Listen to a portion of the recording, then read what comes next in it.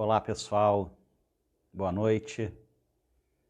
Aqui é Alexandre Martins para mais um papo aqui com vocês.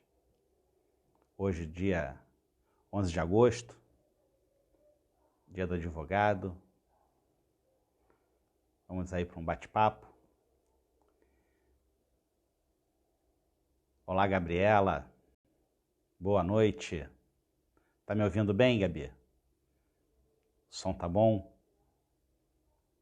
Dá um feedback aí se o som tá legal. Caio.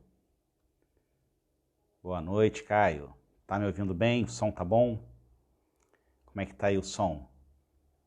Vocês podem me dar um feedback aí? Som perfeito. Muito bom. Feliz dia do advogado. Valeu, Caio. Então, aproveita aí, ó, tem um aviãozinho aí, aperta o aviãozinho, convida aí a galera. Chama o pessoal para a live que hoje a gente vai falar sobre o custo de vida em Portugal. Portugal é um país só para ricos? Como é que é essa situação? Quero hoje estar trazendo aqui essas informações para vocês. Doutora Tayomara, seja muito bem-vinda. Vamos dar um tempinho aí para entrar mais gente. O pessoal aí chegando, puxando a cadeira, se acomodando. Fica à vontade, lugar marcado, todos amigos. Boa noite. Hoje nós vamos falar sobre o custo de vida em Portugal. Vamos trazer aqui algumas informações valiosas, algumas informações que muitas das vezes as pessoas não passam. Então a gente vai desmistificar essa questão. Portugal é um país só para rico? Portugal está na Europa, Portugal é um país onde a moeda é o euro. O euro é uma moeda muito forte em relação ao real, que é uma moeda infelizmente fraca e sofre desvalorização, então cada vez mais se distancia do euro e as pessoas ficam com essa dúvida, né? Quanto eu preciso levar para Portugal? Quanto é que é o custo de vida em Portugal? Boa noite, meu amigo Marcelino. Seja bem-vindo aí, meu amigo.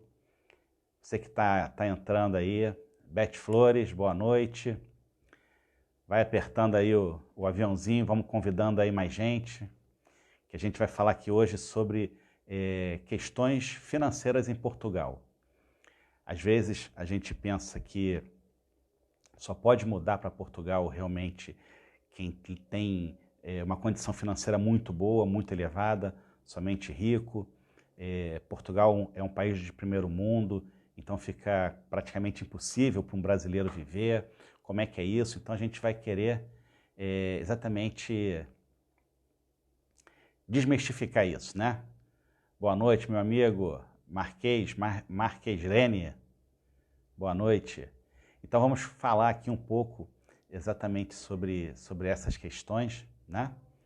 Vamos falar exatamente sobre esses detalhes, né? E assim, a primeira coisa que eu queria estar falando aqui hoje é dar os parabéns para os nossos colegas advogados, que hoje no Brasil é o dia do advogado. Antigamente se falava até que era o dia do calote, porque os estudantes de direito iam almoçar e faziam um discurso e saíam do restaurante sem pagar. Então ficou com essa má fama, né, de dia do calote, mas com o tempo isso foi parando, essa atividade foi parando e esse nome até foi sendo esquecido e hoje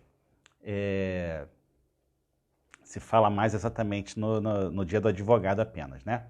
Então, meus parabéns aí para os advogados aí. Dia do Pendura, isso, dia do Pendura. Então fica aí os parabéns aí para os colegas advogados aí. Grande amigo Renato Menezes. Bem-vindo aí, meu amigo. Puxa a cadeira, se acomoda. Doutor Flávio, boa noite, doutor Flávio. Parabéns pelo dia de hoje, mais uma vez. Doutor Flávio, que é advogado carioca.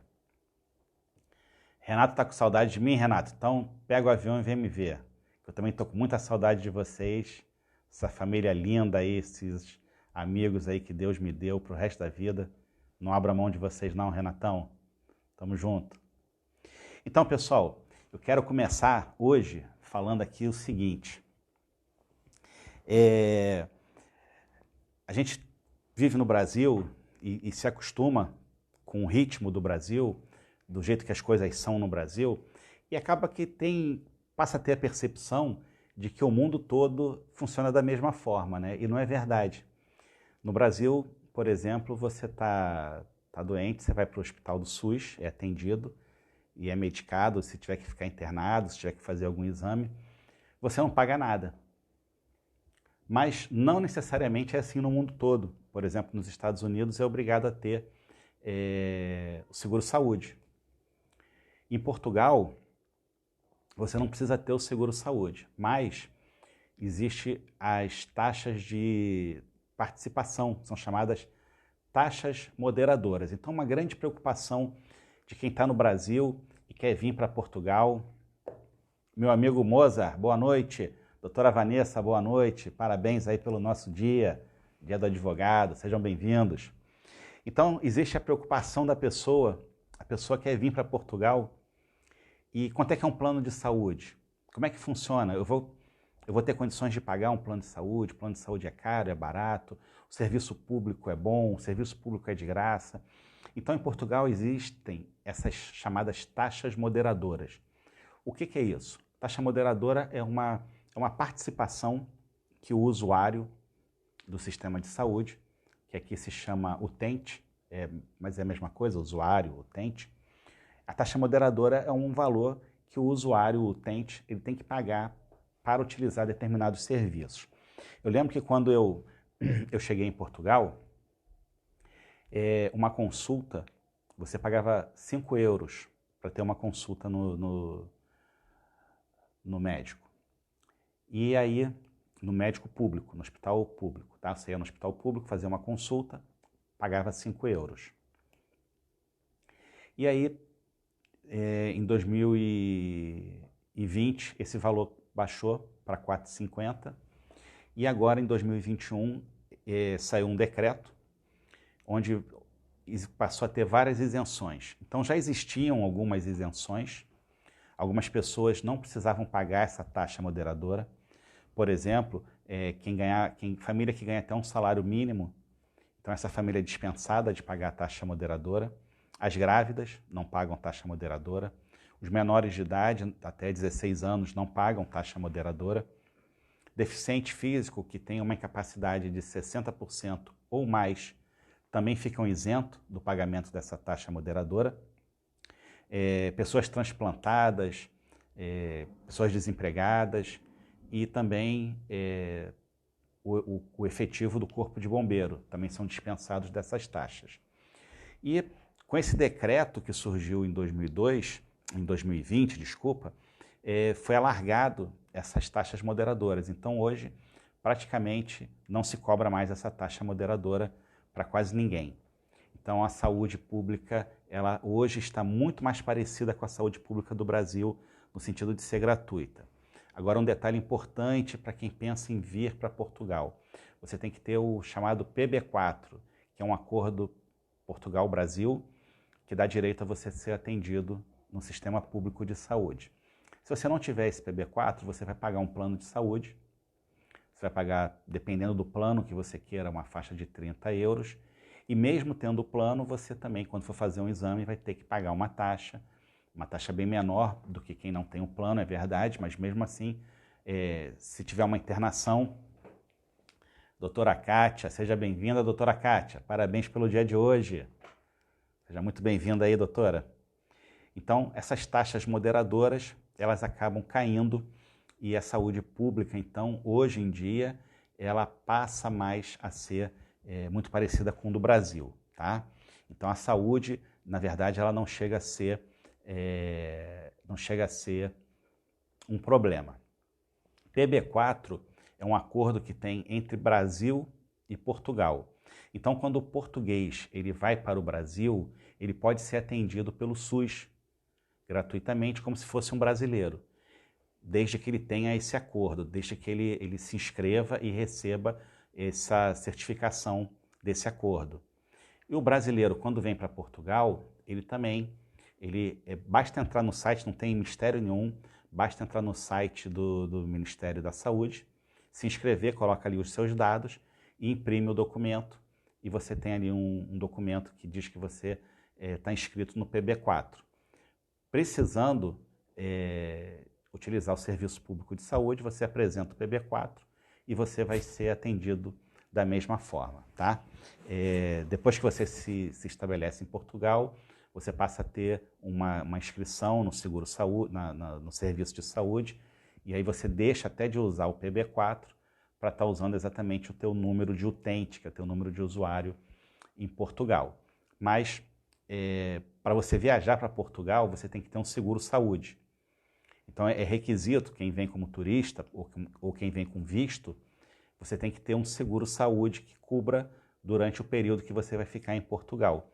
Esse seguro saúde pode ser pago ou pode ser também através do PB4. Boa noite, doutora Carla lá de Natal, nos prestigiando mais uma vez. Parabéns pelo dia de hoje, doutora. Excelente advogada de Natal, ganha todas. Aquela região lá, até o juiz treme quando vê a doutora Carla. Seja bem-vinda aí, minha amiga. Então esse é o primeiro ponto, ponto da saúde.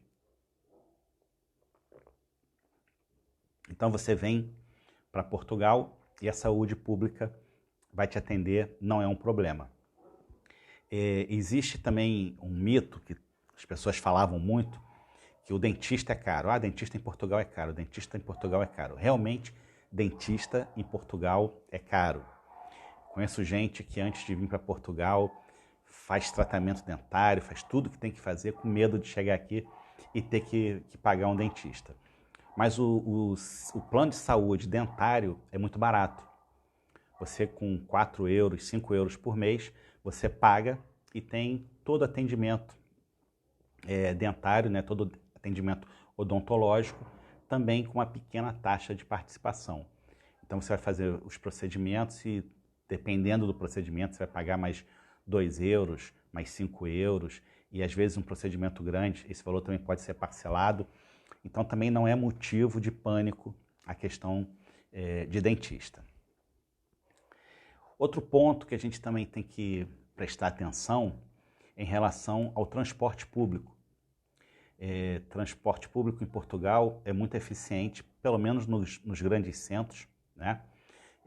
Uma coisa é o transporte público em Lisboa, Porto, e outra coisa, por exemplo, é o transporte público em Viseu, ou de repente ali em Coimbra, em Évora. São regiões mais afastadas que você não vai ter ali os mesmos modais, né? As mesmas modalidades de transporte.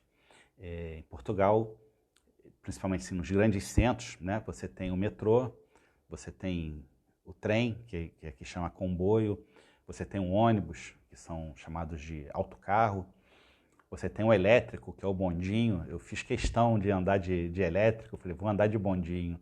Nunca andei de bondinho no Rio de Janeiro, vou andar de bondinho em Lisboa. E andei no bondinho e foi terrível, aquilo treme muito, balança muito, parece que vai desabar, parece que vai desarmar. Aquilo fica trepidando, mas valeu a pena para conhecer, né? Ele é todo conservadinho, tipo aqueles bondinhos mesmo ali dos Arcos da Lapa, né?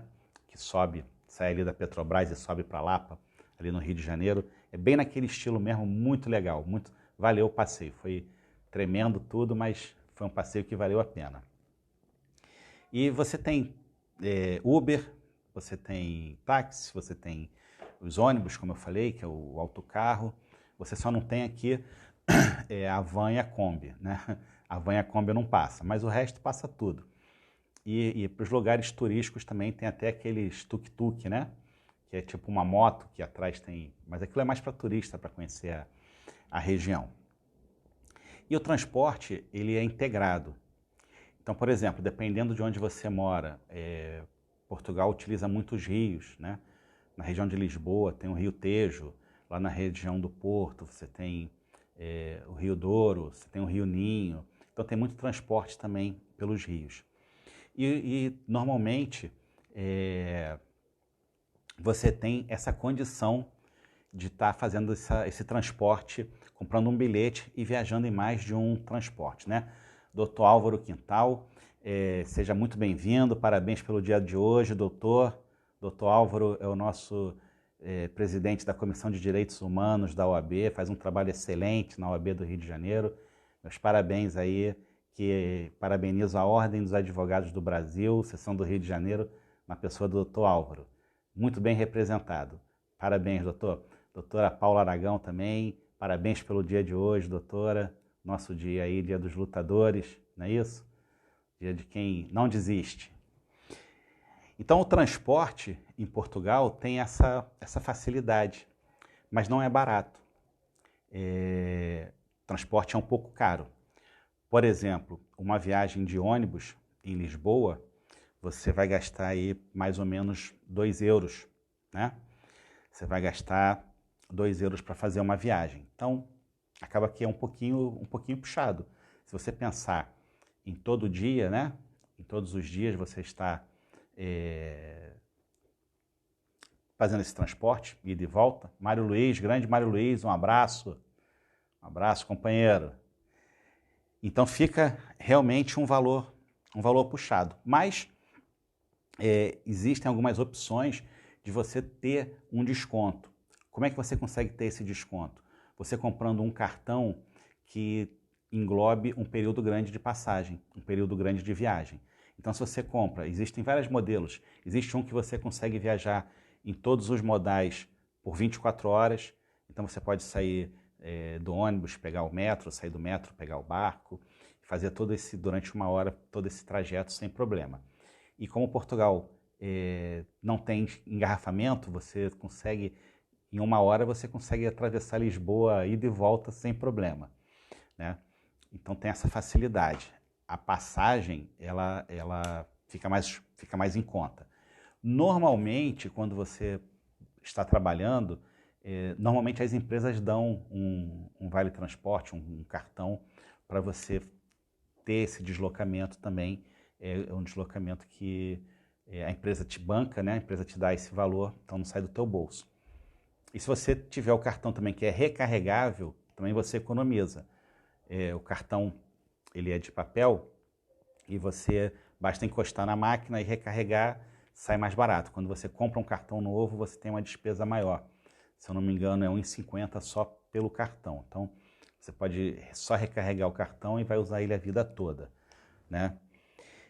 Outro ponto também que é muito interessante, que as pessoas ficam assim ansiosas, né? A questão da comida. Afinal de contas, a gente precisa comer para viver, né? E as pessoas ficam assim, quanto é a comida? Quanto é que é cara a comida em Portugal? É barato? E eu diria o seguinte, olha, tem alguns itens que eu acho que são extremamente baratos e tem alguns itens que eu acho que já são caros. E aí vai depender de cada um, vai depender da dieta de cada um, da rotina alimentar de cada um. Mas no geral, a gente pode botar assim, que no geral, para o hábito alimentar do brasileiro, a comida é barata, tá? Você não precisa ter uma renda absurda, você não vai ter uma despesa absurda com comida. E eu fiz aqui alguns comparativos do preço dos alimentos em Portugal e do preço dos alimentos no Brasil. E fiz um comparativo também em relação ao salário mínimo. Ganhando um salário mínimo em Portugal, ganhando um salário mínimo no Brasil. Quanto eu posso comprar de cada alimento? Para a gente poder aqui ter uma noção, né? Porque Portugal tem disso. Quando você chega em Portugal, você acha tudo muito barato. Porque uma coisa que às vezes no Brasil é, digamos, R$ 15. Um chocolate. Você vê um chocolate no Brasil, R$ 15. Aí tu chega aqui em Portugal, vê o mesmo chocolate por 4 euros. No começo, a tua cabeça é assim, 15, 4. Você fala, poxa, 4 tá muito barato. Aí você compra. E depois, se você fizer a conta, você fala, poxa, o euro tá R$ 6 mais ou menos. Então, 6 vezes 4, 24. Então, eu paguei R$ 24 num chocolate que no Brasil é 15. Estou dando um exemplo assim para vocês entenderem como é que é mais ou menos. Então, no primeiro momento, a gente acha tudo muito barato porque a gente não faz essa conversão. Depois, com o tempo, é bom até que a gente não faça mesmo, porque se você está ganhando em euro, tua cabeça tem que pensar em euro. Não adianta você pensar quanto é em real, porque você não está no Brasil, você está em Portugal, né? Agora, o inverso é complicado, porque em 2017 nós estivemos aqui em Portugal e aí vimos preço de roupa, vimos preços de algumas coisas, calçados, enfim. Quando a gente voltou para o Brasil, eu, pelo menos, não conseguia mais comprar roupa, porque eu achava a roupa no Brasil muito cara. Eu falava, poxa, aqui é um exemplo, aqui é R$100, algo que em Portugal, se eu fosse pagar em real, seria R$50, seria R$40. É um absurdo, não vou comprar. Então eu fiquei um período com uma certa resistência em comprar roupa no Brasil, exatamente por conta dessa conversão, né? Mas quando você chega aqui, você acha tudo muito barato. E depois você tem que fazer essa conversão. Se você vem como turista, é bom você fazer essa conversão. Se você vem para morar, vai receber em euro, aí não, aí você vai conseguir se ajustar melhor sem precisar ficar fazendo conta com o real. Mas olha só que exemplo interessante que eu peguei. Vamos falar de batata.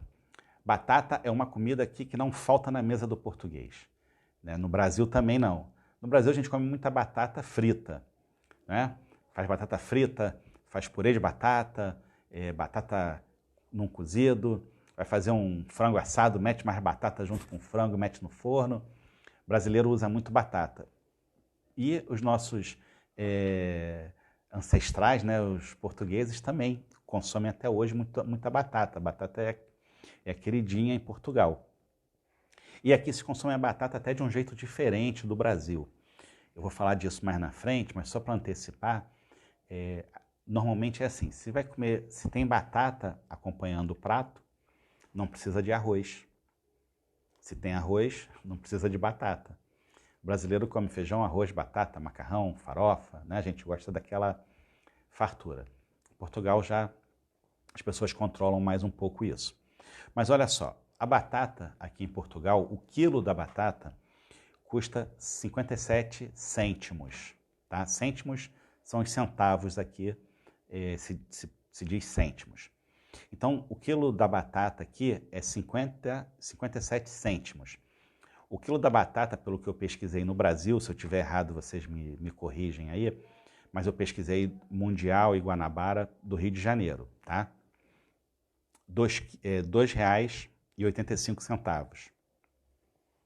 Se você comparar o salário mínimo de Portugal, que são 665 euros, e o salário mínimo do Brasil, que são R$1.100, com um salário mínimo você compraria em torno de 1.166 quilos de batata em Portugal.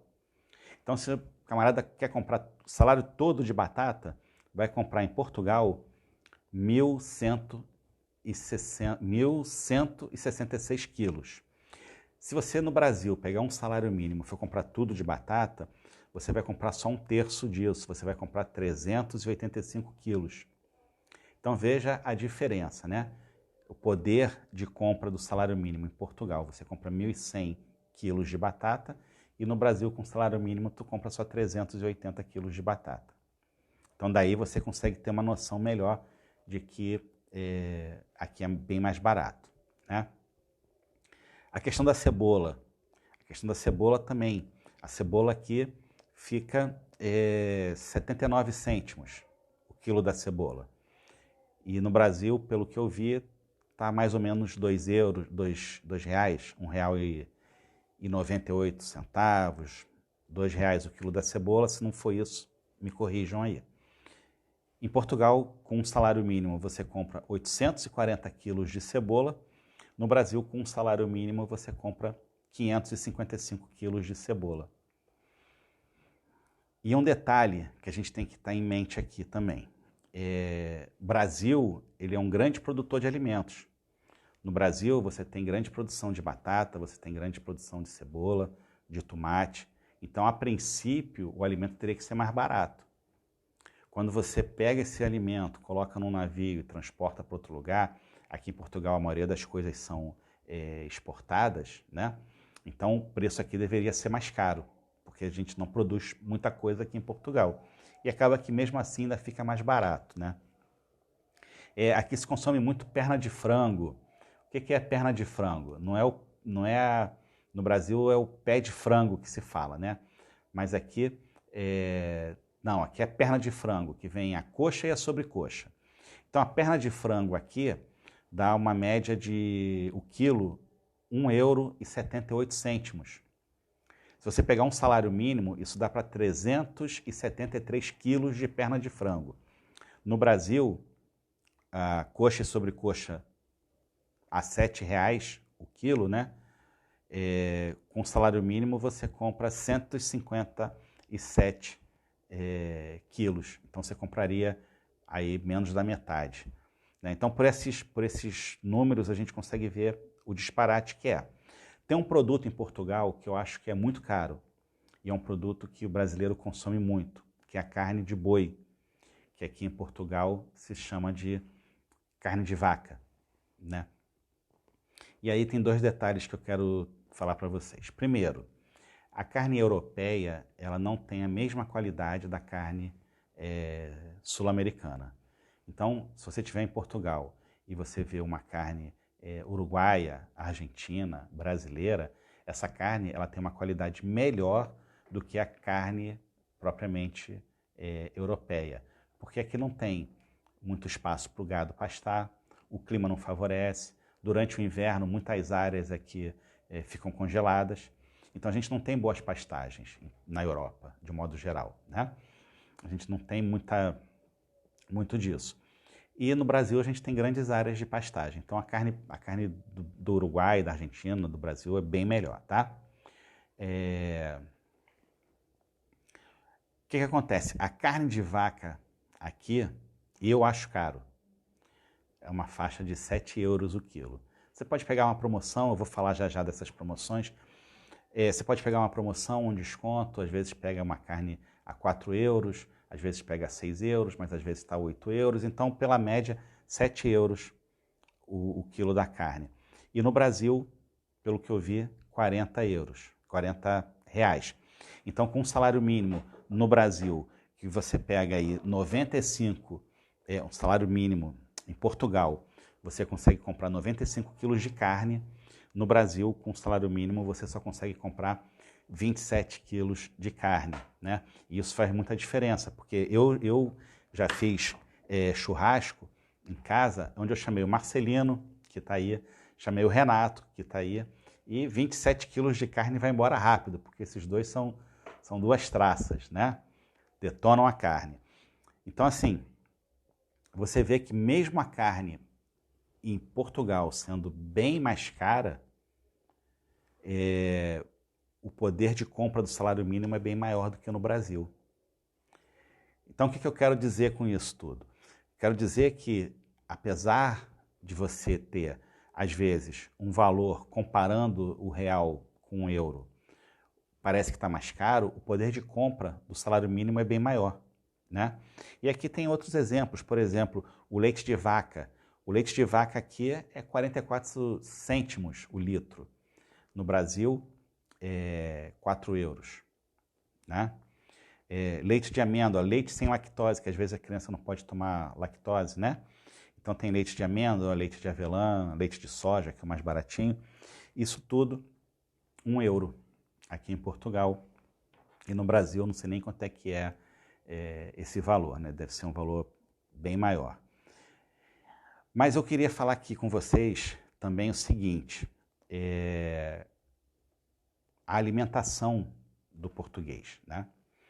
O português, ele tem um estilo de vida muito diferente do brasileiro. E você vindo para Portugal, acaba que você passa a adotar, não vou dizer 100%, mas você passa a adotar um pouco desse ritmo diferente. Vocês já ouviram falar, todo mundo aqui já ouviu falar da dieta do Mediterrâneo, né? É uma dieta que tem mais folhas, mais frutos do mar, azeite, uma alimentação mais saudável. E essa alimentação ela é mais adotada pelos portugueses, apesar de haverem pratos típicos, né? A tripa do Porto, que é a nossa dobradinha, né? Existem pratos aqui que são bem gordurosos, mas mesmo assim o português ele come menos em quantidade, então e menos em variedade. Então acaba que reduz também o consumo de mercado. O Marcelino falou da questão da estabilidade do preço, né? Que em Portugal os preços são mais mais estáveis, e é verdade. Uma coisa que você não vê em Portugal são as pessoas fazendo compra de mês. No Brasil, o que acontece? Você recebe o salário, você corre no mercado, faz a compra de mês, porque você sabe que dali a 15 dias os preços estão maiores.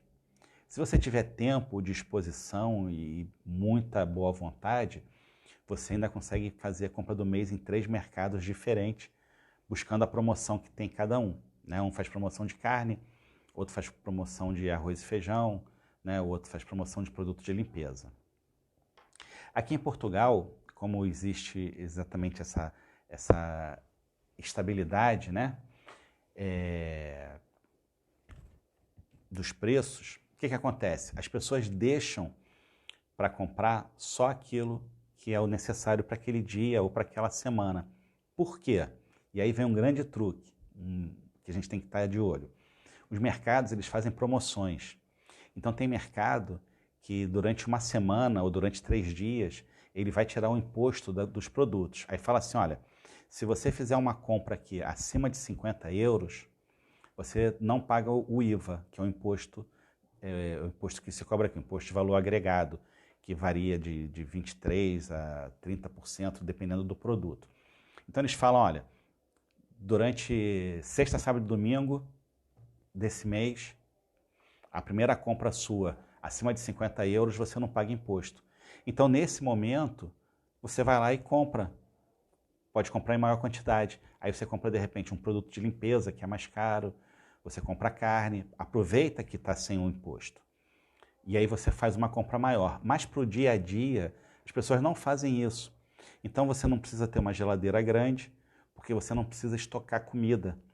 Porque você pode comprar dia a dia, mais fresco, né?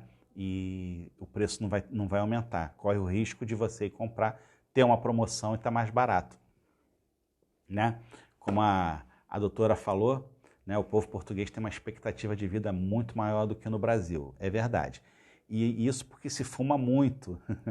É uma campanha minha aqui contra o fumo, tá? Se você fuma, se você está me ouvindo, você fuma, eu gosto muito de você, queria que você deixasse de fumar, porque o fumo realmente é prejudicial e em Portugal se fuma muito. Olha, se fuma muito mesmo. Portugal está entrando agora nas medidas restritivas aos fumantes, que aqui chama fumadores, né? Então está começando agora uma campanha de proibir fumar em restaurante, proibir fumar em local fechado. Isso é uma coisa ainda recente em Portugal. Se não fosse isso, né, as pessoas teriam uma qualidade de vida ainda muito maior. Mas exatamente por isso, essa alimentação muito mais saudável, muito mais regrada. Português basicamente não bebe refrigerante. Se você vê alguém comprando refrigerante, você pode falar que não é brasileiro e se fala sumo de gás, né? Sumo de gás, está comprando sumo de gás. Sumo é o suco, né? E sumo de gás é o refrigerante. Então, realmente isso gera uma qualidade de vida muito maior. E esse consumo também controlado. Então as pessoas, no Brasil, a gente tem uma cultura muito parecida com a do norte-americano, uma cultura de consumo, uma cultura em que você tem que ter cada vez mais, você tem que ter cada vez melhor, você vai consumindo, consumindo, consumindo, né? Você é levado a uma cultura de consumo. Na Europa não é assim.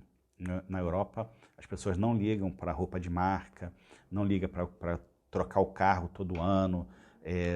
Existem pessoas que têm o carro tem 20 anos, mas o carro está bom, o carro está andando bem, a pessoa vai continuar com aquele carro e não vai trocar, até porque você tem estradas boas, né? Você tem um combustível bom, você tem as peças boas, então o carro ele se mantém melhor, o carro vai se manter muito melhor, então você não precisa fazer essa ostentação, né? Muitas das vezes a pessoa, a gente brincava muito, falava muito isso, né? Às vezes a pessoa mora num local bom, tem um carro bom e foge do oficial de justiça, né? Porque está devendo tudo. Então isso também gera um estresse, você gera um estresse porque você se sente cobrado a ganhar mais, você se sente cobrado a buscar mais, e aqui não, aqui as pessoas procuram prazer na vida de outra forma. Então, isso assim, é é libertador, né? É libertador, você não precisar ter nada para agradar os outros. O que você tem é porque você quer, você gosta, você não precisa ter. Então isso também facilita muito, né, nessa questão do custo de vida. Outro detalhe, já que a gente está falando de carro, outro detalhe que eu também tenho observado é a questão do preço de carro. Eu também trouxe aqui um comparativo para vocês, tá? Um Renault Captur 2019. No Brasil, eu fiz a pesquisa, ele está na faixa de R$80 mil, tá? R$80 mil é mais ou menos 72 vezes o salário mínimo. Então, se a pessoa ganha um salário mínimo, né, e ela for juntar todo esse salário mínimo dela, você vai ter aí 72 meses para comprar esse carro.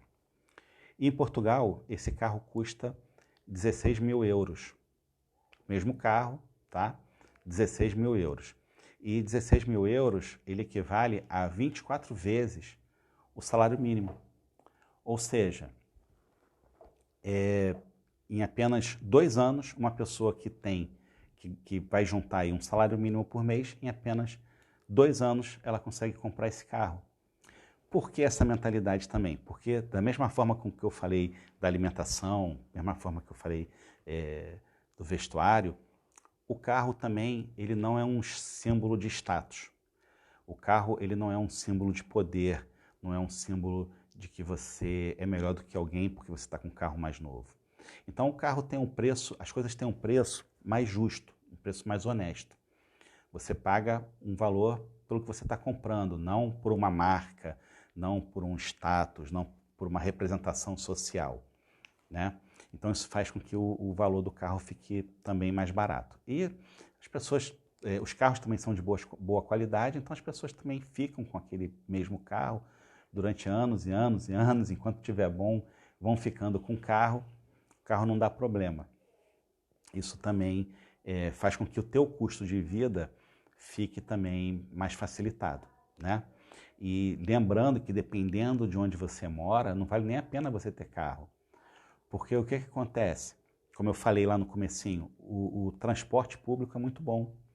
Você vai andar num transporte público sem medo de ser assaltado.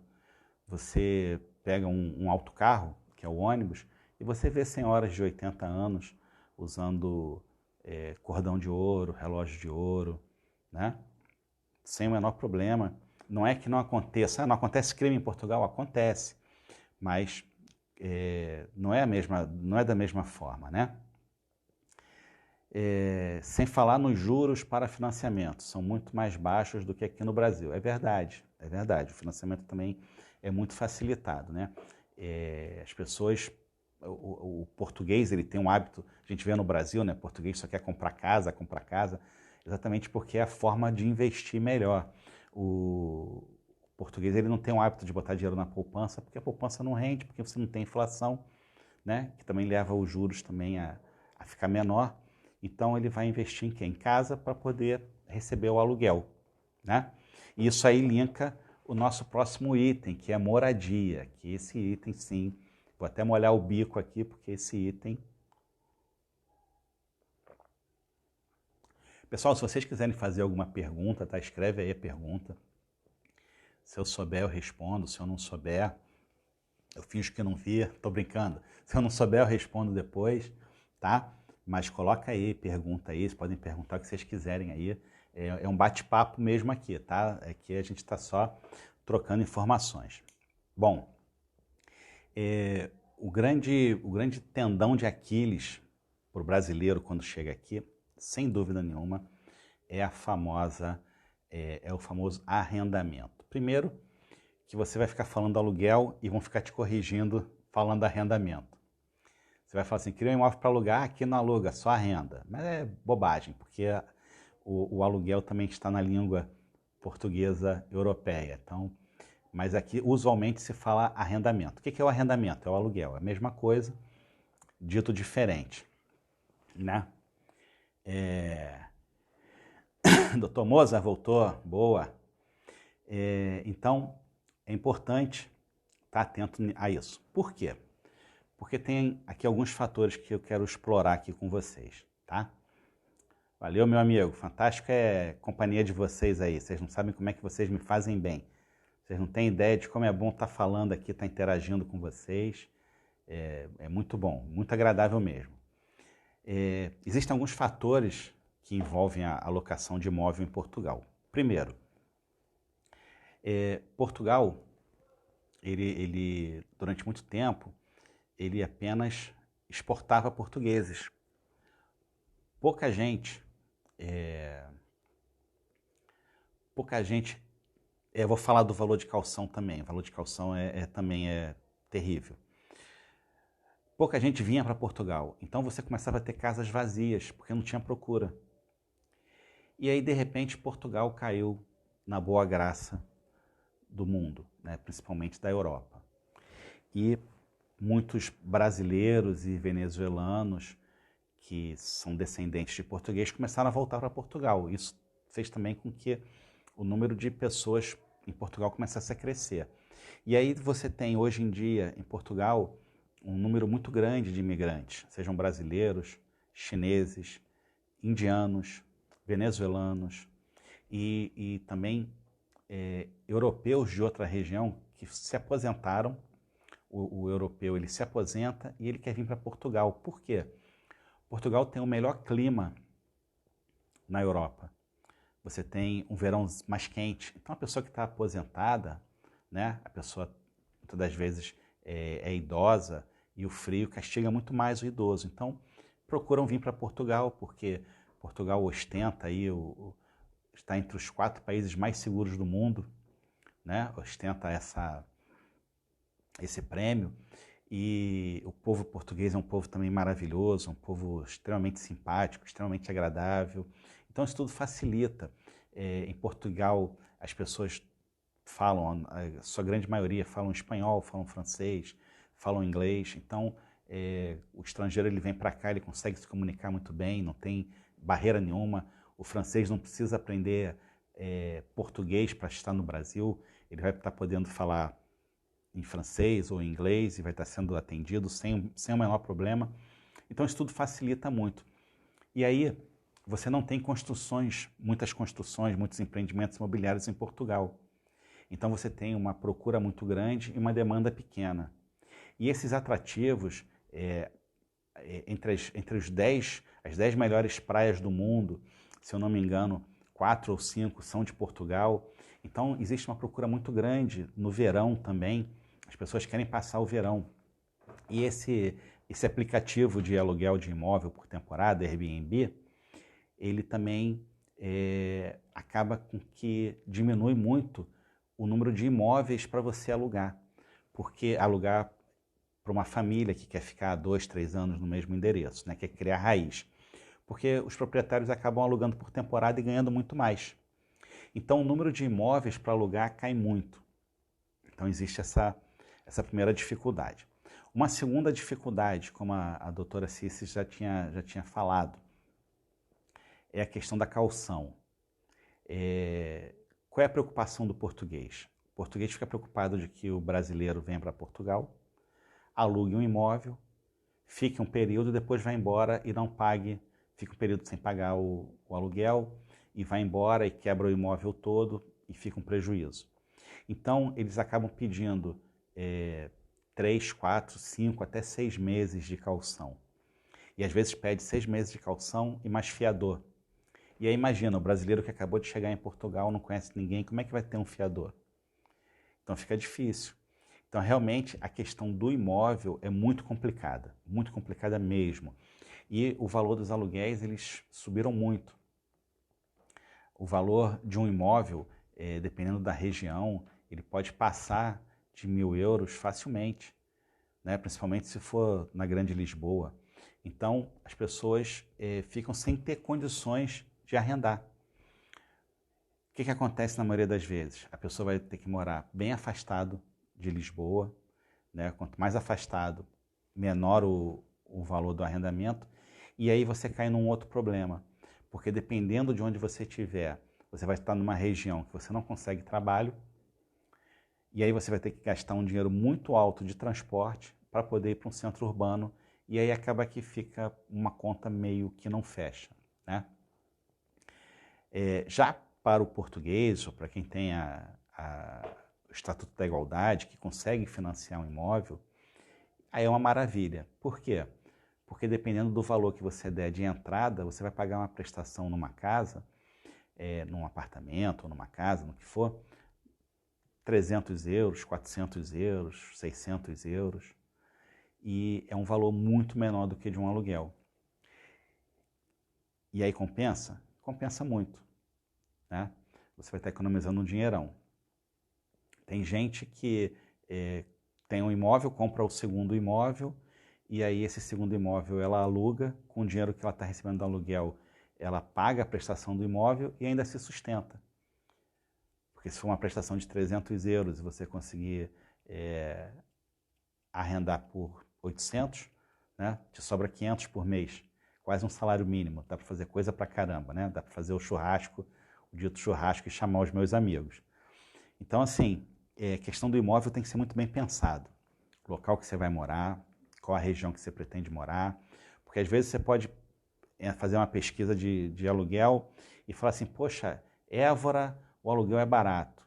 Achei uma casa em Évora por 400 euros, um T3. T3 são 3 quartos, né? A denominação aqui para quarto é o T e o número de quartos, né? Tem o T0, T1, T2, T3, é de acordo com o número de quartos. Então, viu um T3 em Évora, 300 euros. Fala, pô, um apartamento, uma casa de 3 quartos em Évora, poxa, tá barato. E Évora é lindo, você vê na internet, uma cidadezinha linda, uma região linda, né? Tem um castelo, ela é toda cercada por uma muralha medieval, dentro era o castelo. Então, assim, muito maravilhosa. E aí você pensa, poxa, 300 euros, vou conseguir alugar esse imóvel. Só que Évora é distante, né? No chamado, na região do Alentejo, né? É bem distante de Lisboa, bem distante do Porto, bem distante dos grandes centros. Então, se você pensa em morar lá, você tem que pensar em que você vai trabalhar, se o comércio local, a empresa local vai conseguir absorver a tua mão de obra, se você vai conseguir oferecer o teu serviço, vai ter clientes naquela região. Então, isso tudo é muito importante pensar, porque realmente é o grande problema de Portugal. Não vou mentir para vocês, o grande problema de Portugal é o imóvel. Porque a alimentação, apesar de ser barata, você ainda pode fazer uma alimentação mais barata ainda, você pode economizar aqui, economizar ali, né? Corta uma coisa, come salsicha 5 vezes por semana, né? Até melhorar, até as coisas ficarem melhor. Eu fui comprar massa de macarrão, eu adoro macarrão, meu Deus do céu, macarrão é comigo mesmo. E eu fui ver o macarrão estava na promoção e você pode comprar qualquer um, porque qualquer um é bom. Aqui a maioria, não tudo, mas a maioria das coisas eu procuro comprar o mais barato, porque o mais barato é bom. Não tem ruim, muito difícil, né? E até para você conhecer o ruim, tem que comprar e se arrepender para não comprar de novo. Mas eu vi uma massa de macarrão que estava 45 cêntimos, meio quilo de macarrão. Aí eu falei, poxa, vou comprar desse macarrão aqui. E aí, dessa mesma marca, o pacote de meio quilo, 45 cêntimos. O pacote de 1 quilo, 75 cêntimos. Eu falei, meu Deus do céu, é esse. Peguei logo 3 pacotes, falei, vou garantir antes que isso aqui acabe, porque tá bom demais, né? Então, assim, dependendo do teu gasto, né, você consegue economizar em muitas coisas. Internet é muito barata. A nossa televisão aqui, a gente comprou uma televisão e fizemos uma assinatura, que tem várias empresas que fornecem internet e luz, e aí são várias empresas diferentes. E aí a gente teve uma fidelidade com a empresa durante 1 ano, e aí o que essa empresa nos ofereceu? Uma televisão de 52 polegadas para a gente pagar 17 euros por mês. Né? Eu falei, poxa, é agora. Então existem essas facilidades, você não precisa desembolsar o dinheiro, você pode esperar, né? Promoções. Deixa eu só ler aqui uma coisa aqui que a doutora escreveu. deve sempre analisar custo-benefício, exatamente. As marcas brancas são ótimas, sim. Marca branca é maravilhoso. Marca branca é o produto do próprio mercado. No Brasil, se eu não me engano, o Carrefour faz muito isso, né? Então você tem, por exemplo, o Pão Plus Vita, ele embala e põe no plástico o Pão Plus Vita, cobra, sei lá, não sei quanto é que está o Pão Plus Vita, mas cobra R$6 o pacote do Pão Plus Vita. E aí o mesmo Pão Plus Vita faz o mesmo pão, bota na embalagem Carrefour e vende por R$3, né? E isso acontece muito aqui. E aí a gente vai pegando algumas malícias, porque tem mercado que a marca branca de produto de higiene pessoal não é boa. Tem produto que a marca branca de produto de limpeza de casa não é boa, né? A gente vai aprendendo isso aí, mas no geral pode comprar. No geral, eu procuro sempre o mais barato.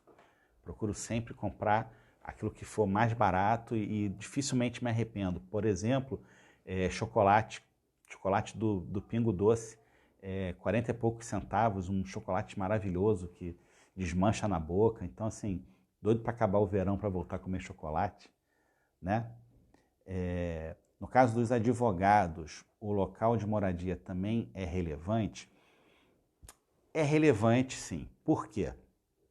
Se você for trabalhar como oficioso, a gente falou sobre o oficioso no vídeo de ontem, tá lá até no YouTube, né? No canal Direito Europeu, quem não assistiu vale a pena, falando sobre o mercado de trabalho para advogados. O que acontece? Se você vai trabalhar como oficioso, o que é oficioso? Oficioso é como se fosse defensor público. Em Portugal você não tem concurso para defensor público, você se inscreve na ordem e você fala, olha, eu quero atuar como oficioso. E toda vez que alguém precisar de um advogado que não possa pagar, a ordem te chama e o Estado paga a você teus honorários por aquele serviço. Então, assim, se você tiver inscrito na ordem de Lisboa, você vai ser chamado para os processos de Lisboa. Se você tiver inscrito na ordem de Coimbra, você vai ser chamado para os processos de Coimbra. E o que muda nisso? Em Lisboa você tem a maioria das empresas, você tem a maior quantidade de pessoas, você tem o aeroporto. Então, assim, a chance de ter problema é muito maior, né? Quanto mais pessoas, mais problemas. Então, se você é um advogado inscrito em Lisboa, o número de vezes que você vai ser chamado é muito maior do que se você for um advogado de Coimbra, por exemplo, tá? Então, dependendo da área que você atue, vale mais a pena você estar mais perto do centro para poder estar em contato com mais pessoas, né? E no Porto? O Porto é muito frio. É engraçado que o Porto, por ser mais para o norte, é mais frio, é diferente do Brasil, né? No Brasil, quanto mais para o sul, é mais frio. Quanto mais para o norte, mais perto da linha do Equador, mais quente. E aqui em Portugal é exatamente o contrário, né? Como a gente está no hemisfério norte, quanto mais para o sul, mais perto da linha do Equador, mais quente. Quanto mais para o norte, mais frio. O Porto, ele tem um movimento quase tão grande como Lisboa. Então tem bastante serviço também no Porto. Tem bastante atividade também para advogados. São os dois grandes centros, né? É engraçado que dizem que, não sei se é verdade, mas todo mundo fala que no Porto tem muito carioca, apesar de ser mais frio, e em Lisboa tem muito paulista, apesar de ser mais quente, né? Tem essa contradição. Mas você tem locais bons também no centro do país. Depende, né? Depende muito do desejo de cada um. Em Viseu tem também uma procura boa, uma oferta boa de trabalho, dependendo do que você vai fazer. Para advogado, é igual no Brasil. Quanto mais no centro, melhor, né? É igual no Brasil. Uma coisa é você ser advogado no eixo Rio-São Paulo, outra coisa é você ser advogado, de repente, no Acre, né? Não que o advogado do Acre não vai ser bem remunerado, vai, mas você tem menos mercado para competir. Então você vai ter alguns profissionais com as grandes empresas e vai, de repente, ter uma procura de serviço muito, muito menor, né? Para advogar na região do Algarve. Então, a região do Algarve Algarve é exatamente uma região, é como se fosse no Rio de Janeiro, falasse região dos lagos, né? Algarve não é um local definido. Algarve é a parte sul de Portugal, a parte mais quente. O Algarve ele tem um problema, ele tem um grande movimento no verão, né? Um movimento transitório, que são os turistas, muito alemão, muito francês, que vão e se hospedam nos hotéis naquela região, ou tem casas, né? E acabou o verão é de mais ou menos de julho até setembro, é o período de férias que muitos locais fecham, tem férias coletiva, o serviço público até fica um pouco prejudicado, porque por lei as pessoas têm que tirar pelo menos 15 dias de férias no verão. Então, todo mundo vai para o Algarve. Algarve é a praia do Oito. Chega lá, tu conhece todo mundo. E você vai ter um serviço grande, né? Durante o período de férias, tem uma procura maior. Para advogado, eu não sei se é bom, porque quem está de férias não vai processar ninguém e se for processar ou for processado, depois vai embora, não fica na região, né? Então, assim, não sei se para advogado é uma região muito boa. Agora, existem algumas empresas de navegação no Algarve, que aí se o advogado for especializado nessa área, vale muito a pena.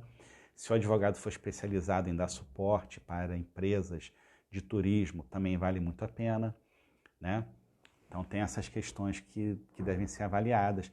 No Algarve também, por ser mais próximo da África, é o local onde aparecem mais refugiados, né? Pessoas imigrantes pedindo apoio para refugiado.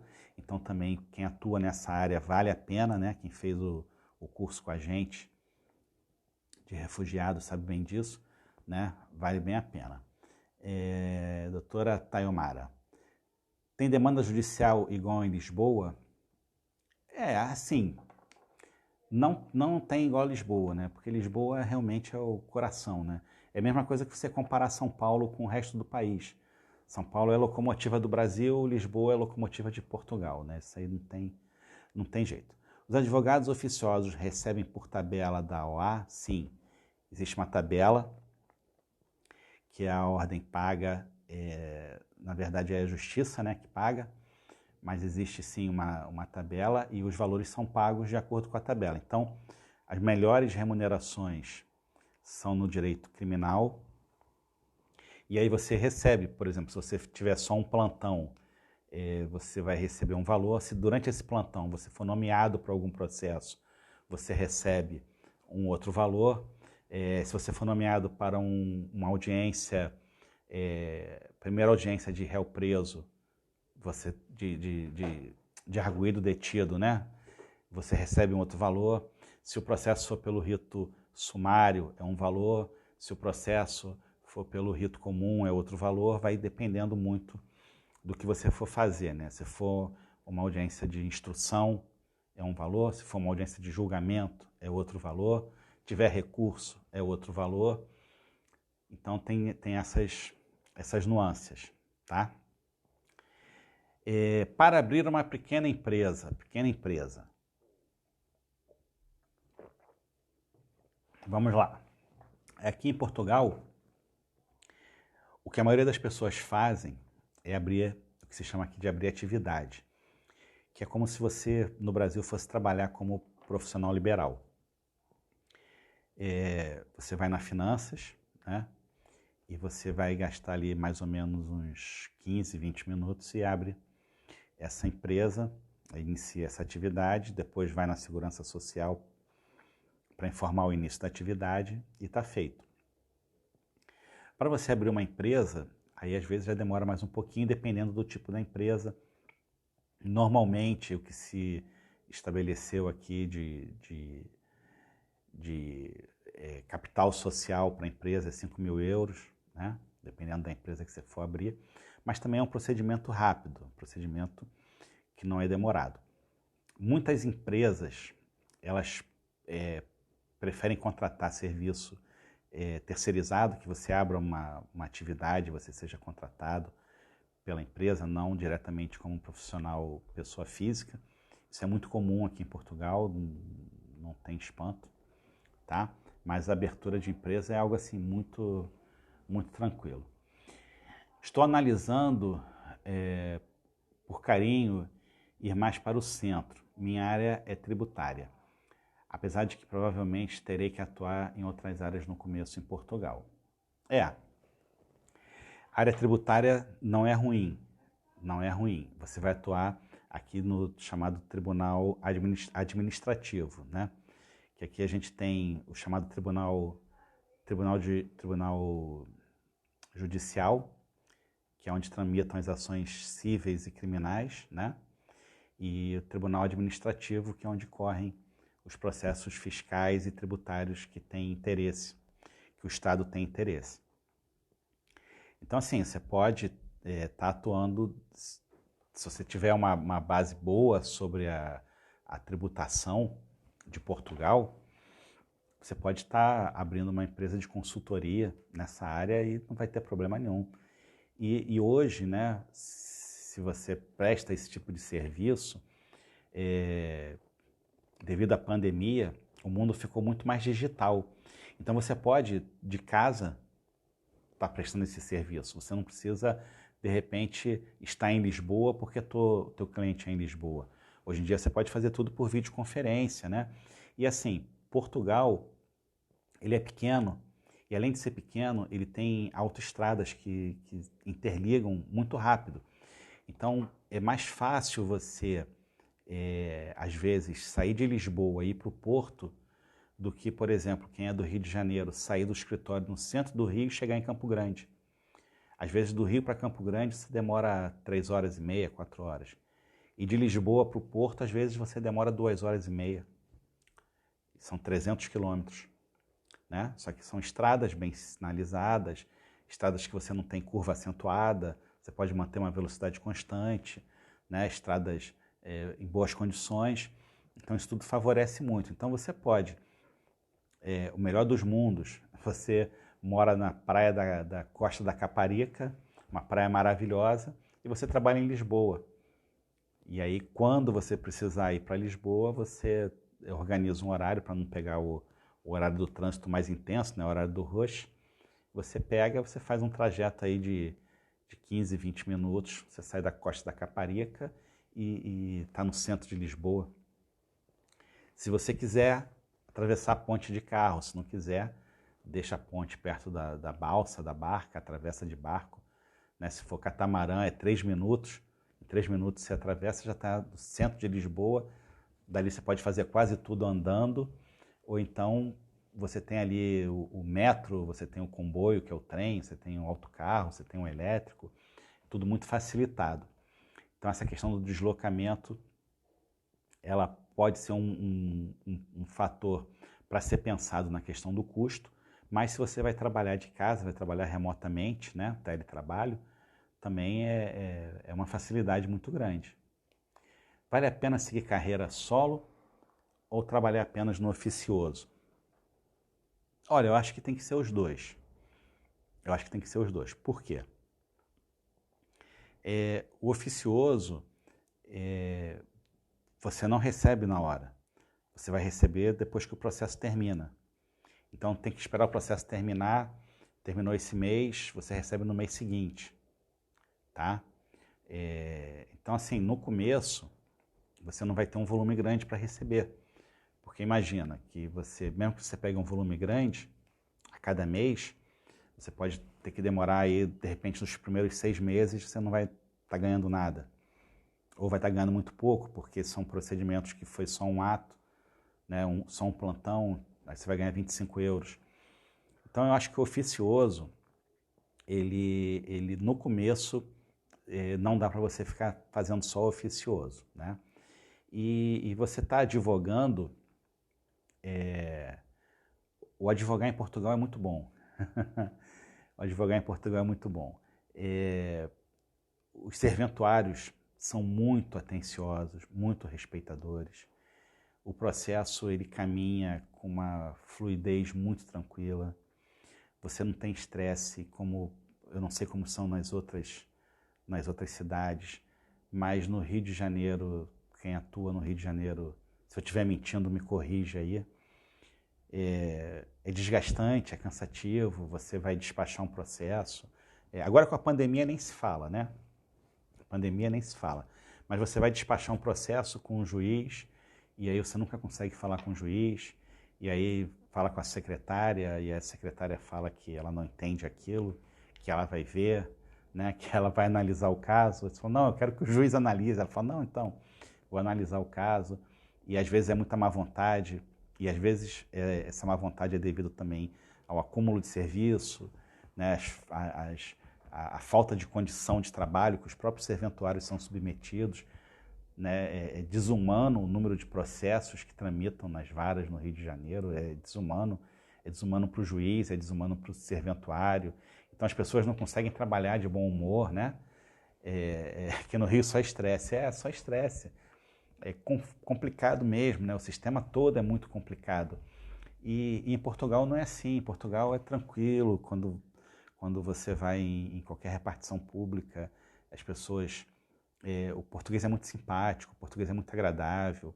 E quando vê que você é brasileiro, que está começando, que você está tendo alguma dificuldade, eles são muito solícitos em te ajudar, sabe? É impressionante. Às vezes você está em casa, o telefone toca... Aí falam assim, doutor, aqui é do processo tal, o senhor entrou com a petição, mas o senhor não juntou um documento que tinha que juntar. O senhor pode juntar, doutor? Ah, posso, desculpa. Então, assim, você fala assim, né, como é que acontece isso? Eu tive um processo, vou contar um caso, eu tive um processo, Minas Gerais, um local de Minas Gerais chamado Pirapitinga, não sei se alguém conhece, perto ali de Estrela d'Alva, Volta Grande, Além Paraíba, um local chamado Pirapitinga. Era uma ação, era um litígio na vara civil, e toda vez que tinha um despacho, o pessoal do cartório me ligava, doutor, saiu um despacho, assim, assim, precisa fazer assim, assim, mas a gente está colocando no correio e mandando para o senhor, tá bom? Eu falava, tá bom. Aí eles mandavam lá de Minas Gerais, mandavam para mim no Rio de Janeiro. Eu achava aquilo assim, nossa, que atendimento especial. E talvez por ser um local pequeno, né, as pessoas conseguem ter isso. E aqui em Portugal tem muito isso, né? Em Portugal as pessoas são mais tranquilas, mais devagar, não tem muito esse desespero de fique rico ou morra tentando, né? Aqui o pessoal canta mais aquela música, né? Ando devagar, porque já tive pressa. Então, assim, é muito tranquilo. E isso faz bem para a vida, né? Isso aí faz bem para a gente, desestressa. Até para a produção mesmo, sua produção, você consegue fazer uma petição com mais calma, com mais paciência. Tudo flui muito melhor, né? E aí você acaba tendo a qualidade de vida melhor, porque o que importa no final da história é a qualidade de vida, né? Ninguém vai encher o caixão de dinheiro e levar. Os faraós pensavam que fariam isso, né?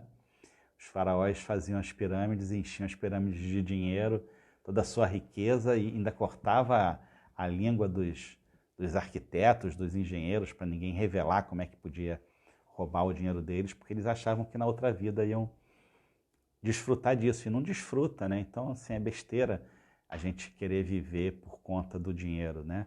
O mais importante é a gente procurar viver momentos felizes, momentos agradáveis, né? Momentos de prazer mesmo, de você sentar numa mesa e ter tempo para saborear o que você está comendo, né? Ter tempo de estar batendo um papo, ter tempo de estar conversando com uma pessoa que você gosta.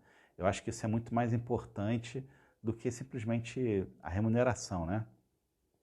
Dr. Cleiton, boa noite, Dr. Cleiton, seja bem-vindo. Nath Fonseca, boa noite, seja bem-vindo também. Parabéns, dia do advogado, parabéns para quem está aí nos assistindo aí, os advogados, hoje é dia dos advogados. Então, meus amigos, a live de hoje eu fazia exatamente essa provocação, né? Portugal é só para ricos, né? Se fosse só para ricos eu não estaria aqui. Se fosse só para rico, eu não teria vindo, porque eu não sou rico. Apesar de uma carreira de mais de 20 anos como advogado no Rio de Janeiro, fui professor universitário também no Rio de Janeiro, autor de livros, né? Mas realmente quando você vem para Portugal, essa diferença de moeda, né? O teu patrimônio você tem que dividir por 6, que realmente é difícil, mas você consegue superar. A gente passou aqui o primeiro ano nosso aqui foi bem complicado, foi bem difícil para você se adaptar, para você comprar as coisas, porque eu tinha uma casa montada no Brasil, né? Tinha tudo na casa, e você chega em Portugal, você tem que montar a casa de novo, né? Não faz sentido você trazer os móveis no caminhão. Então você tem que fazer o quê? Você tem que comprar tudo de novo. E aí, por mais barato que seja, né? O dinheiro vai indo embora, E no começo você não está recebendo nada daqui, você não está recebendo remuneração, né, daqui. Então, no começo é só o dinheiro que você trouxe do Brasil para cá. Quando você começa a ganhar salário aqui, tudo fica uma maravilha, porque aí você recebe euro e gasta em euro, né? Se for você e sua marido e mulher trabalhando, 2 pessoas trabalhando, ou filho trabalhando, cada um ganhando um salário mínimo, nossa, aí é maravilha. Agora, quando você chegou aqui, que você não sabe nem onde é o mercado, você vai no mercado e não entende o que as pessoas falam. Vou contar aqui para vocês. Você vai no mercado, eu ia no mercado, e a caixa do mercado perguntava assim, tem um cartão de desconto? Aí você apresenta para ter um desconto, se não tiver, você diz que não tem. Depois ela pergunta assim, vai querer saco? Saco é bolsa, né? Porque acho que no Brasil agora também é assim, a bolsa não é de graça, você paga. Então pergunta, vai querer saco? Aí você fala se você quer ou não quer. A maioria das pessoas levam os sacos de casa, exatamente para não ter esse custo, esse gasto. E por último, elas perguntam se você quer botar um NIF, que é o CPF, na compra, na nota fiscal, se você quer incluir o teu NIF. Bom, tu acabou de chegar em Portugal, a pessoa pergunta se você tem um cartão de desconto, se você quer saco e se quer colocar um NIF, de verdade, você não entende o que a pessoa está falando. Você não entende o que a pessoa está falando. A pessoa vai falar com você, você vai falar, hã? Hein? Não entendi, né? E aí no começo o que eu fazia? Eu decorava a ordem que eles perguntavam para poder responder. Então eu falava assim, tem cartão por mais? Tenho. Quer saco? Não. Quer o NIF? Não. Eu decorava a ordem. Se o caixa perguntasse fora de ordem, dava uma confusão terrível. Perguntasse se eu queria bolsa e eu não tivesse levado bolsa, achando que era o NIF, dizia não, e dava uma confusão terrível. Então, no começo assim é muito complicado. E aí você vai comprar as coisas, você acha barato, aí você vê que não é barato, é caro porque você não está ganhando em euro. Então, assim, no começo assim dá vontade. Os 3 primeiros meses tu fala assim, que besteira que eu fiz. Meu Deus do céu, que besteira que eu fiz. E aí você começa a comprar coisas, por exemplo, a gente que é do Rio de Janeiro. Minha casa não tinha tapete. E aí tu chega aqui em Portugal, tu tem que botar tapete na casa toda porque a casa é fria, né? O inverno é muito frio, então tem que ter tapete em tudo que é lugar. Então são coisas que, assim, são muito diferentes, né? Captação de cliente em Portugal. Então, captação de cliente em Portugal tem as mesmas proibições do Brasil, né? Tem as mesmas limitações, as mesmas restrições, a questão do código de ética que proíbe, né? A captação é a mesma coisa. Então, assim, você tem que divulgar o teu trabalho da forma mais tranquila possível, mais ética possível, né? Buscar, eu acho que o principal é você buscar relacionamentos em Portugal. Você se tornar uma pessoa conhecida, tornar uma pessoa frequentadora, ou de uma igreja, ou de um clube, ou de um café, né? Que as pessoas aqui vão muito para o café e ficam tomando um café e conversando. Então, assim, é importante você começar a ser visto. Eu quando cheguei aqui em Portugal, uma estratégia minha, eu comecei a ir em tudo que era palestra que tinha, lançamento de livros, todo evento que tinha, eu ia e conversava, quando acabava o evento, conversava com os palestrantes, trocava cartão, né? Uma forma de você ir se entrosando. Teve um episódio até muito interessante, muito engraçado. Foi um lançamento de um livro e aí eu cheguei, o local estava vazio, já estava na hora de começar, mas devia ter, sei lá, 3 ou 4 pessoas. Era um evento grande, num local... Quer dizer, era para ser um evento grande, né? O local era grande, lançamento de um livro. E aí eu cheguei, e aí a pessoa que estava recebendo, né? As pessoas que chegavam, ela virou para mim e falou assim, já sei, o senhor é o autor, né? Eu falei, não, sou convidado. Ela, é? Então tá bom, então pode entrar. Porque eu acho que... Aí eu entrei e não tinha quase ninguém, devia ter 2 ou 3 pessoas. Deviam estar esperando o autor chegar, e aí eu cheguei e falei, o senhor que é o autor, né? E realmente assim, porque eu tava indo tudo que era evento. Aí veio o Covid, a gente teve que parar, né? Os eventos presenciais pararam, eu tive que parar, mas eu estava assim, estava mais conhecido do que moeda de €1, né? Porque a gente precisa disso, a gente precisa ser visto para ser lembrado, né? E na nossa profissão, com tanta limitação que a gente tem, código de ética impõe, a gente tem que ter realmente assim estratégias para poder estar sobrevivendo dessa profissão tão digna que a gente decidiu abraçar. E mais uma vez, parabéns aí aos advogados pelo dia de hoje, né? Parabéns aos colegas aí que lutam bravamente todos os dias para estar com dignidade aí fazendo justiça, né? Advogado não defende bandido, advogado defende a justiça, não é isso? Então, meus amigos, queria agradecer a vocês aí pela audiência, pela paciência. Amanhã, essa semana, na semana que vem e na outra, eu vou estar fazendo live terça, quarta e quinta. Toda terça, quarta e quinta, estou fazendo live. São os dias que o juiz trabalha, né? A gente brincava no Rio de Janeiro dizendo que o juiz trabalhava terça, quarta e quinta. E aqui em Portugal é interessante que você entra com uma petição num dia seguinte já tem despacho. Então, amanhã eu vou estar falando sobre o Código de Estrada, que é o Código de Trânsito de Portugal. Tem algumas informações interessantes para você que vai vir dirigir em Portugal, para você que vai vir ser pedestre em Portugal e para você que vai vir também ser advogado em Portugal. Então amanhã a gente vai estar trazendo aqui algumas curiosidades sobre o Código de Estrada de Portugal. Na semana que vem tem mais live, na outra semana também tem mais live e eu espero aí estar sempre colaborando aí com vocês que têm esse sonho. Eu quero dizer para vocês que um dia eu estava aí do outro lado, sonhando em vir para Portugal e hoje eu estou aqui, aconteceu na minha vida, vai acontecer na tua também, tá bom?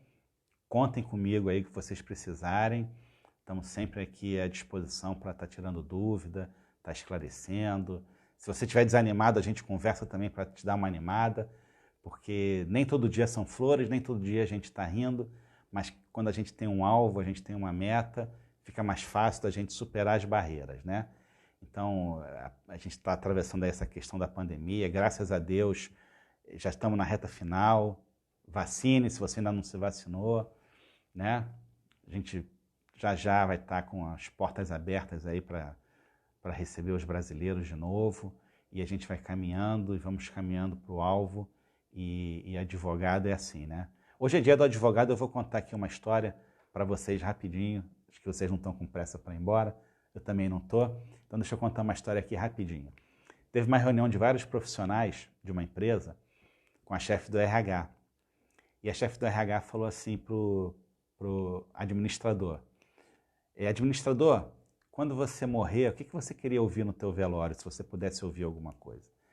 Aí o administrador falou assim, eu queria ouvir que fui um ótimo administrador, que na minha gestão a empresa deu lucros fabulosos, que na minha gestão os funcionários foram muito bem tratados, eu queria ouvir isso. Aí a chefe do RH, legal. Aí virou pro contador, né? Não sei se a Jéssica está aí, minha contadora do coração. Falou assim, contador, o que você queria ouvir? Se você pudesse ouvir no dia da tua morte. Aí o contador falou assim, eu queria ouvir que eu fui um homem muito correto, nunca deixei nenhum imposto vencer, eu sempre fui muito leal com a empresa, fiz a empresa economizar através das minhas estratégias de refinanciamentos. Ótimo, que legal. Aí virou para o advogado e falou assim, doutor, se no dia da sua morte, lá no velório, você pudesse ouvir alguma coisa, o que você queria ouvir? Aí o advogado não pensou 2 vezes, o advogado falou assim, olha, eu queria ouvir o seguinte, lá, mexeu o pé, não está morto não, ele está vivo.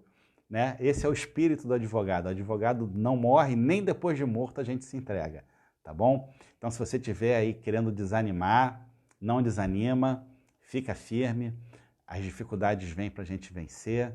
Eu tenho certeza que já já vocês vão estar aqui comigo, a gente vai estar comendo um pastel de bacalhau com queijo de cabra, que maravilhoso, tu abre o pastel de bacalhau assim, sai aquele queijo de cabra derretido, uma maravilha, tá bom? Jéssica, um beijo, Marcelino, doutora Taimara, todo mundo que estiver aí assistindo a live, obrigado aí pela companhia de vocês, tá bom? Um grande beijo, fiquem com Deus e amanhã tem mais.